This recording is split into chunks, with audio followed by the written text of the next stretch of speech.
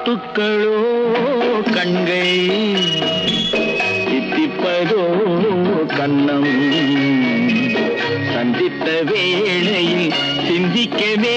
இல்லை தந்துவிட்டேன் என்னை படித்த பாடம் என்ன உன் கண்கள் பார்க்கும் பார்வை என்ன பாலில் ஊறிய ஜாதி பூவை சூட துடிப்பதென்ன